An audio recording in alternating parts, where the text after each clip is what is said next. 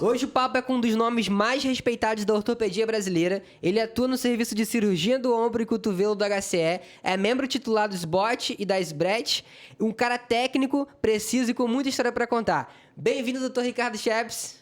Muito obrigado, Gabriel. Obrigado, Rodrigão. Prazer estar aqui com vocês. É uma dupla dinâmica aí. Muito legal estar com vocês. Prazer, obrigado pelo convite. E é isso, vamos conversar, vamos tocar nossas histórias aí pra frente. Show de bola, doutor. E como é que foi sua trajetória até chegar nesse exato momento agora? Conta um pouquinho por que você escolheu essa carreira a seguir e por que essas especializações que você tem hoje. Vamos lá. Com relação ao porquê da ortopedia, né? Na verdade, eu escolhi medicina cedo. Na verdade, eu escolhi a ortopedia, acho que antes da medicina.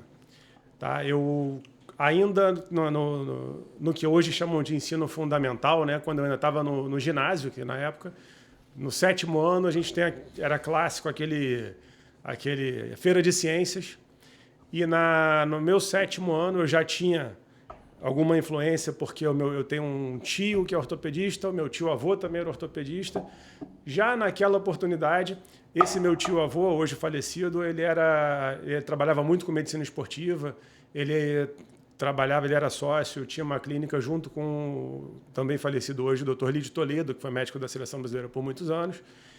E aí, naquele momento, eu me lembro que, assim, aquela feira eu escolhi, né, o tema de o esqueleto humano. E montamos todo um esqueleto humano com meu tio, que na época era estudante de medicina, esse que depois se tornou médico também. E tive a oportunidade naquela época de conhecer o Dr. Lídio Toledo. Fizemos uma entrevista com ele, um bate-papo mais ou menos como a gente está tendo aqui hoje. Bacana. E ele realmente me deu uma aula paixão, e me fascinou pelo meu interesse pela ortopedia. Desde então eu estava na 7ª série, me lembro como se fosse hoje. Naquele dia eu sabia que eu seria ortopedista. Muito legal, doutor. Começou cedo. E o que te fez escolher a subespecialidade que você tem hoje? Acho que foi acontecendo, os caminhos foram me levando, eu fui gostando, na verdade, assim, durante no início da minha residência, ainda no meu R1, o meu serviço era um serviço que formava muito cirurgião de mão, tinha um pessoal muito legal de cirurgia de mão, e eu gostava muito, até eu conhecer a cirurgia de ombro mais a fundo. E aí a cirurgia de ombro foi uma cirurgia que também me cativou demais. À medida que eu fui conhecendo, eu fui me apaixonando pela subespecialidade e acabei vindo parar aqui nesse caminho. E caminhando agora para os casos reais, teve algum caso de algum paciente que te marcou até hoje? Quando você fala assim, caso de paciente, vem na tua cabeça na hora esse caso? Eu acho que a gente acaba tendo, a gente acaba se envolvendo assim com os casos, assim, acho que vão surgir aqui, né, vários casos que eu consigo ir contando para vocês, porque a gente acaba virando, assim, o paciente acaba fazendo parte da nossa vida, né? Toda hora tem um que acaba marcando muito a gente, sim. Sim. É comum. Existe Aqueles casos principalmente, desculpa. Não, de boa. Principalmente o caso de revisão, né? Que aí é um caso do paciente que ele já passou por uma cirurgia, ele vai retornar, né? E aí passa, né, o prazo aí de 10 anos em média para fazer essa revisão.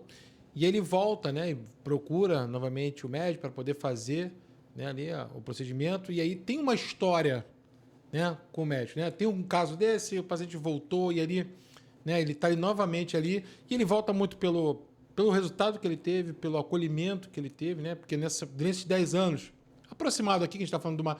Lógico, né? Isso pode variar, você pode também falar sobre isso, né? De 10 a 15 anos, dependendo da prótese, né? E tudo. Mas o acolhimento que dá, e o paciente ele vem, procura e ele fala assim, não, eu vou com o meu médico, porque assim, é o diferencial. Né? Não, isso é uma coisa que é muito legal, é uma das coisas mais gratificantes que tem. Tecnicamente falando, assim, a gente tem tanto revisões como, assim, pegando esse gancho que você falou, tem o caso a questão da revisão da cirurgia que a gente fez e o paciente que volta, assim, uma coisa muito comum, o paciente que volta para operar o outro ombro, que volta satisfeito, sim, claro, que operou há 10 anos atrás, operou um ombro e agora vem, pô, tô sentindo a mesma coisa no outro ombro e o paciente já vem já com um diagnóstico. Ele já viu. Ele já sabe. Eu tô aqui, eu tô entregue. Isso é uma coisa que acontece com grande frequência. A gente já vamos ficando aí um pouco antigo na nossa estrada. Sim. Já tem, graças a Deus, aí muitos pacientes que têm mais de 10, mais de 15. E aí, bom parar de falar, né?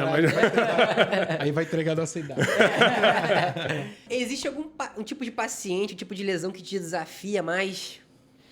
Existe. Aí, falando como a gente acabou de falar aqui nos casos de revisão, a artroplastia, em geral, é uma cirurgia que ela é bem desafiadora. Ela, diferente, né, diferente da artroscopia, da medicina esportiva, do manguito, da estabilidade. Invasivo, né?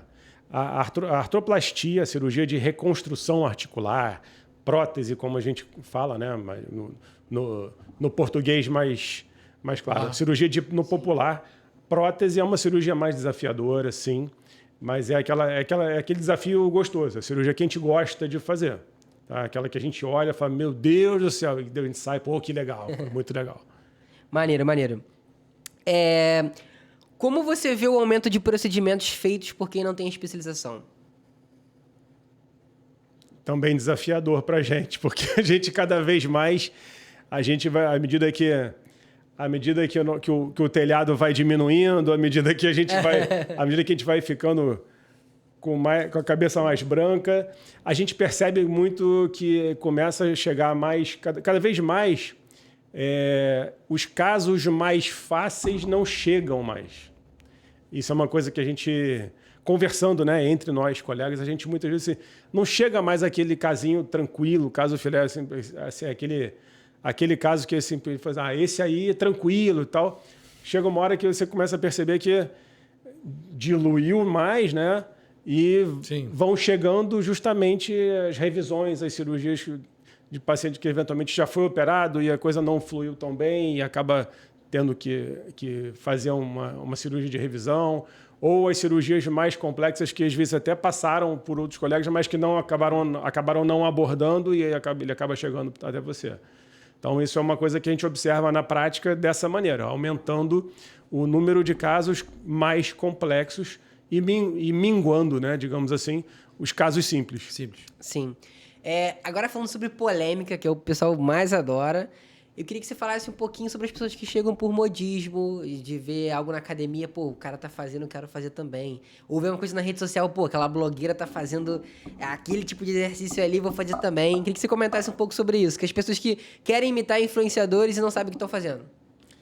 A gente tem, até porque cada vez temos mais modalidades assim, né, até esportivas. Hoje em dia tem muito, assim, CrossFit foi uma coisa que veio aí nos últimos anos aí, que é uma área bem bacana, se bem feita, mas que nem sempre é. Mas o alto impacto traz consequências mal feito, né? Sem devido ao acompanhamento profissional. Traz, assim, foi uma modalidade aí que trouxe um certo aumento na quantidade de pacientes aí que a gente vê no nosso dia a dia. Determinadas lesões que a gente via pouco, a gente passou aumentou, né? A ver mais. A ver mais, né? Existe um limite ético entre sensacionalismo médico e presença digital? Existe um limite ético, sim. Existe um limite ético no sentido de que... e é difícil, né? Eu vejo muita coisa aí nas redes sociais e eu entendo que é difícil. Tem muita gente assim, que já entra no mercado já muito familiarizado com isso, e que acaba muitas vezes errando a mão, né? Assim, acaba vendendo muito mais do que na verdade apresentando conteúdo, e muitas vezes vendendo falsas promessas, tá? Existem casos aí que de vez em quando a gente vê de coisas que são promessas de resultados intangíveis, na verdade. Sim. Tá? Isso é uma coisa complicada para a gente lidar, porque nem sempre é muito nem sempre é tão bem fiscalizado como a gente gostaria. Sim. Até porque é difícil mesmo, né? Você ter alguém que esteja sempre vendo. Não, peraí, subiu um pouquinho, isso ele não pode prometer. Não tem ninguém regulando isso. Vamos dizer assim, alguém que esteja ali. Eu acho que. Eu não vou dizer que não tem ninguém regulando. Eu acredito que tenha, mas eu acho que não consegue na velocidade com que as coisas são despejadas na rede. Sim, entendi. Entendeu? E agora, um momento mais vida fora do centro cirúrgico. Se você tivesse que operar um personagem fictício famoso, quem seria e qual seria o diagnóstico? Pergunta psicológica. Calma aí. Porra, vamos devagar, né? Calma aí. Agora até eu fiquei confuso. Calma aí que eu tive. Peraí. Não entendi. Fala aí. Eu penso. Se tivesse que operar uma pessoa fictícia, alguma pessoa de um filme ou de um desenho animado, quem seria e qual seria o diagnóstico? Caralho. Pô, mas caramba, o diagnóstico também, pô, e agora? Nem eu sei. Eu tenho que dizer quem e o que ele teria. Meu irmão, pra você desafiador, o Hulk. Porra, tem aqui o. Caralho, nessa pegada aí. Imagina. Agora, o ruim é pra dopar ele. Hein? Haja Propofol pra apagar o cara, meu irmão. E... Tá bom. Se Propofol apagar, né? Se apagar, né? Não, tá bom, vamos lá. Bom, pegando o gancho aí de algumas coisas que eu costumo brincar muito com o paciente, eu vou até chegar onde eu quero. Acho que seria algum personagem da DC ou da Marvel, acho que ia operar ou o Thanos ou o Hulk, porque assim, o tanto de paciente que a gente às vezes indica pacientes, uma patologia que é muito frequente, né?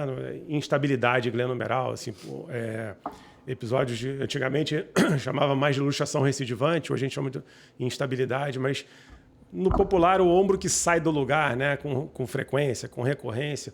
E assim, é muito frequente a gente pegar paciente que tem essa patologia e que quando a gente indica a cirurgia, o paciente, mas será que não dá para eu fortalecer meu ombro? E eu sempre brinco com o paciente, olha, a questão do fortalecimento serve para muita coisa, e eu sempre recomendo, sim, mas a questão é até, novamente, o limite do que aquele determinado tratamento pode te oferecer. Se você tem uma lesão de um ligamento, uma lesão de uma determinada estrutura, não adianta você fortalecer outra, ou pelo menos não adianta, acreditando que fortalecer outra estrutura vai resolver aquilo. E aí eu sempre brinco, falo assim, olha, você já é um cara grande, é um cara forte. Você vai fortalecer, você vai ficar o Hulk e teu ombro vai sair do lugar. Só vai ficar mais difícil de botar no lugar depois. Isso é uma coisa que eu sempre falo no consultório. Massa demais. Uma sobre cirurgia aqui, só aproveitando aqui.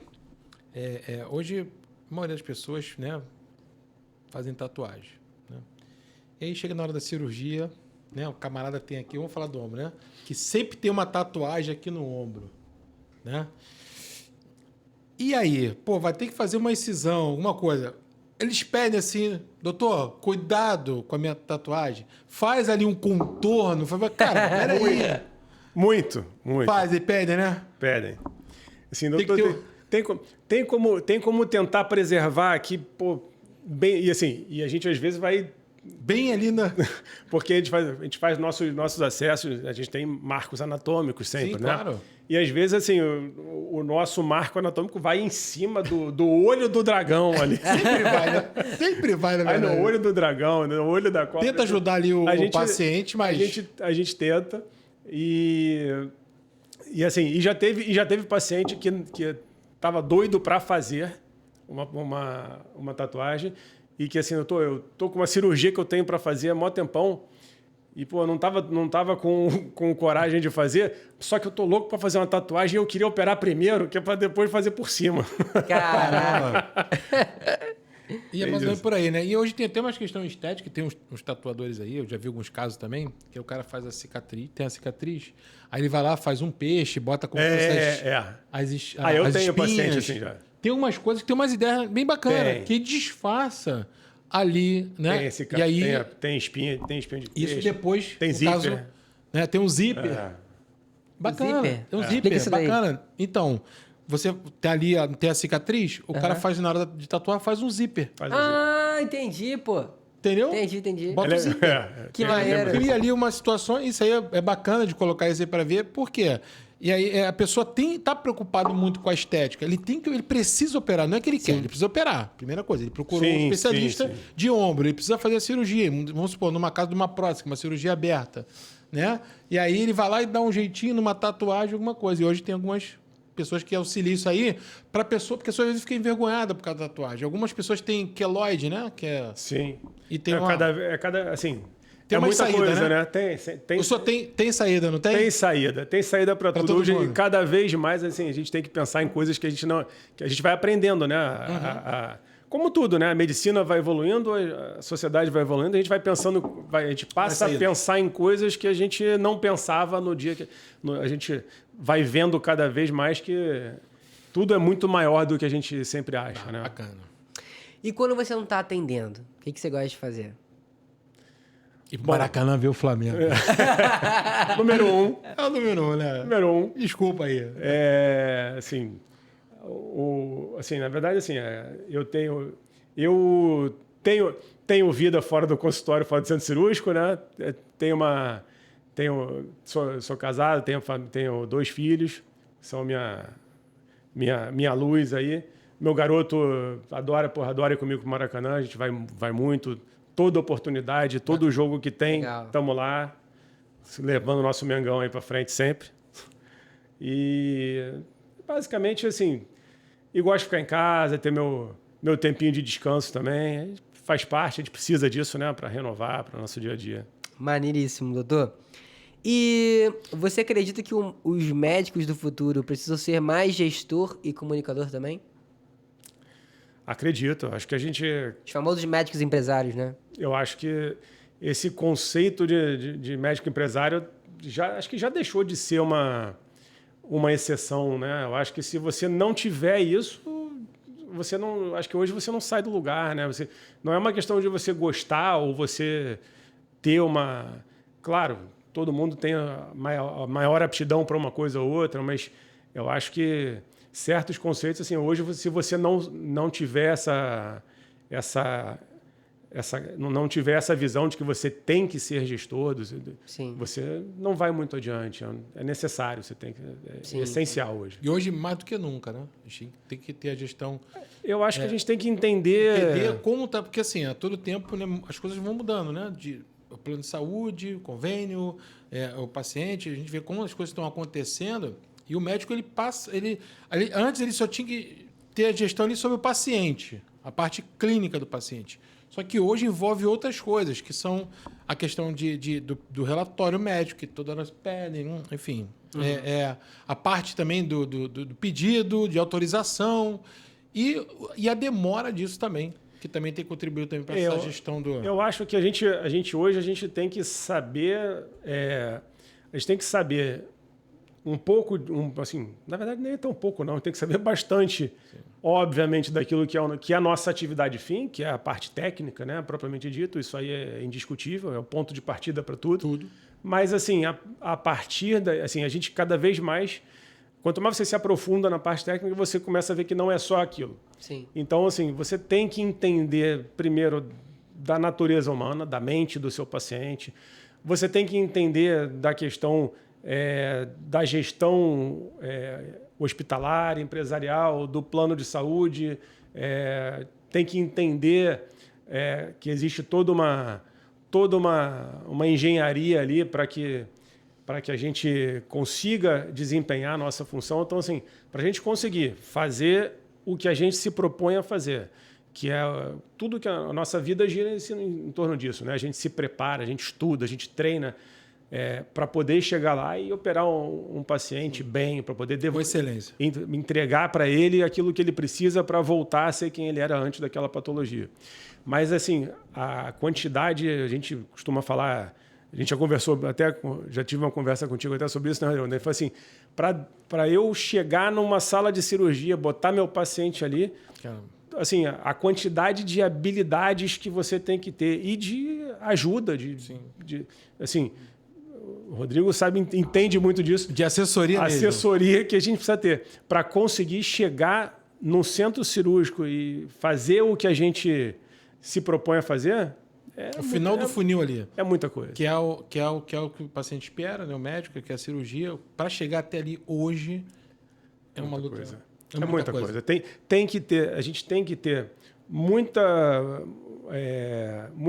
expertise, assim, não só de conhecer o que o paciente precisa, o que o paciente quer, mas ajuda de toda uma engrenagem para fazer acontecer. Sim. Tem que ter um backstage ali bem Tem que ter, se não tiver, importante assim, ali para você poder eu acho que é muito, senão a gente não consegue. Até porque você tem um consultório, tem que administrar ali o paciente, né? Você tem que estar acompanhando. E sem contar que esse tempo que tem acaba, às vezes, gerando um desgaste com o paciente, porque ele fica estressado, ele acha que o problema aí não é. É muita coisa, a demanda é muito grande. Ou assim, no meio do caminho, ou o paciente desiste, ou você não atende outros e a conta não fecha. Então, assim, é todo um time aí funciona para funcionar. E ainda nessa visão de futuro, cirurgia minimamente invasiva, IA, o que já é realidade e o que ainda é um sonho? O que já é realidade, né? A gente vai vendo, eu acho que a gente já começa a ver a robótica entrando aí nesse... Já é um player verdadeiro. Já é uma realidade. Já é uma realidade. Centro cirúrgico já existe. Já. Salas preparadas. E eu acho que no nosso caso especificamente, né, assim, falando da artroplastia de ombro, eu acho que, assim, tenho certeza que a minha geração de cirurgiões é a geração que vai ver a transição. A robótica. Sim, a gente vai. Você pode dizer assim, né? A gente vai ver isso acontecer. Nos próximos, eu não saberia te dizer aí se nos próximos. Eu diria que de 5 a 10 anos essa vai ser uma realidade nossa aqui. Bacana. Vamos lá. Doutor, para fechar agora, qual conselho você daria para quem está começando na medicina hoje? Eu acho que vou fazer um apanhado aí do que a gente conversou, né? E assim, diferente de... eu vou até no meio que de frente, assim, contra... Assim, eu escuto muito colega, às vezes, muito pessimista, falando assim, imagina quem está chegando agora. Na verdade, eu acho que eu estou vendo a garotada, graças a Deus, assim, eu tenho uma vivência legal com residente, eu tenho no meu serviço eu tenho residentes e eu vejo eles chegando agora. E eu acho que eles hoje chegam com uma formação mais abrangente do que eu saía tantos anos atrás. Hoje, né? Do que eles têm hoje, né? Com mais recurso e, principalmente, com a noção... Assim, eu posso falar assim, eu falo sem medo de errar. Assim, na verdade, assim, a minha geração formou sem ter esse conhecimento, assim, até porque não existia internet, assim, estava engatinhando. Eu sou formado em 99, né? Falei. Sou formado em 99. Então, assim, não tinha internet, não tinha celular. Então, assim, isso que a gente conversou aqui, que o médico tem que ter conhecimento em gestão. Eu acho que o médico hoje sai da faculdade ele tem uma noção de que ele precisa entender disso, que ele precisa entender de matemática financeira, de economia, que ele tem que... Já tem médicos que já saem da faculdade pensando na área de gestão. Isso era impensável na minha época. Na minha época, todo mundo pensava em fazer... ou ele ia ser um médico de consultório, médico assistencialista, ou ele eventualmente ou ia ser um médico de patologista, mas ninguém pensava em sair, fazer medicina, fazer uma gestão como hoje. Eu vi quando começaram os MBA, os cursos em gestão, né? Sim. Hoje o médico sai da faculdade já pensando, minha especialização vai ser em gestão hospitalar. Então, assim, mesmo aquele que não segue esse caminho, ele já tem isso na cabeça dele. Então, mesmo que ele vá só para o consultório, ele vai para o consultório, mas ele vai para o consultório pensando na gestão do consultório dele. Então, eu acho que eles saem mais preparados nesse sentido. E qual conselho você daria para quem sente dor no ombro, no cotovelo, mas vive empurrando com a barriga? Não empurre com a barriga, porque, assim, uma das coisas que a gente vê, que eu acho que é essencial, as lesões são sempre progressivas. Então, o paciente que hoje eu posso tratar sem cirurgia, amanhã eu posso só tratar cirurgicamente. E o paciente que às vezes já está num estágio que eu só consigo tratar com cirurgia, mas que hoje eu consigo fazer uma cirurgia minimamente invasiva, talvez amanhã eu só consiga com uma cirurgia muito maior. E o paciente que já precisa de uma artroplastia, de uma cirurgia grande, talvez se ele não operar agora, daqui a mais um tempo ele vai ter que botar uma prótese diferente e que vai ser outra cirurgia ainda maior. Sim. E naturalmente, quanto menor, quanto menos agressiva, sempre melhor o resultado, sempre maior o sucesso. Então, trate, quanto mais cedo você tratar a sua lesão, maior será o sucesso do seu procedimento ou do seu tratamento não cirúrgico. Sempre surgiu qualquer coisinha, procura, tem tratamento para tudo praticamente. Porque a gente acaba sempre, e isso é importante, tá? Esse detalhe, porque a gente acaba sempre tomando aquele remedinho e vai barrigando, eu vou tomar aqui um chá japonês, que... mas vou passar aqui isso. uma pomada de cavalo. Olha, hein? Tem umas coisas Sebo dessas. de carneiro, sebo de carneiro. Tem umas coisas... Pomadinha verde, né? A minha avó passava saião, tudo era saião. Eu bebia saião até pra... Eu tô com dor de dente. Bota saião, meu filho. Mas olha, uma das coisas que eu mais... Assim, uma das lesões do nosso dia a dia, que a gente mais pega, são assim, lesões tendinosas, né? Lesão de tendão, do manguito rotador, que é uma estrutura que a gente vê com é uma lesão muito frequente. E é comum da gente pacientes que às vezes precisam de um procedimento, né? Mas que a gente consegue eventualmente melhorar a dor dele com tratamento fisioterápico, com medicamentoso e tudo mais. Então, às vezes eu tenho muitos pacientes que a gente, às vezes, há 8, 10 anos atrás, você indicou um procedimento para ele e ele acabou não fazendo. Pô, doutor, fiquei bem, o senhor falou que eu tinha que operar, mas eu tomei um remédio tal, fiz um tratamento tal, fiz acupuntura, fisioterapia e minha dor foi embora. Eu não operei. E ele volta depois de 8 anos, 10 anos.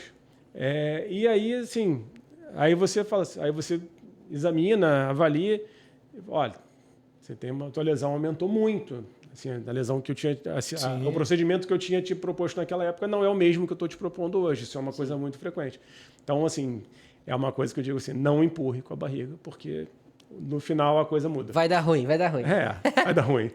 Ô, doutor, obrigado pela sua participação nesse quarto episódio. Obrigado a vocês aí pelo convite mais uma vez. Obrigado. Foi incrível ter o senhor por aqui, bater papo, tirar dúvida da galera. E você não deixa de se inscrever no canal, deixar o seu like, seguir a gente lá no Instagram, né, Rodrigão? É isso aí. É isso que faz a gente movimentar e aparecer parceiros como a Implantcast, que tá patrocinando esse episódio de hoje, e a Up Medical. Obrigado, nossos parceiros, por acreditarem no nosso trabalho. E vamos ficando por aqui. Até a próxima. Valeu!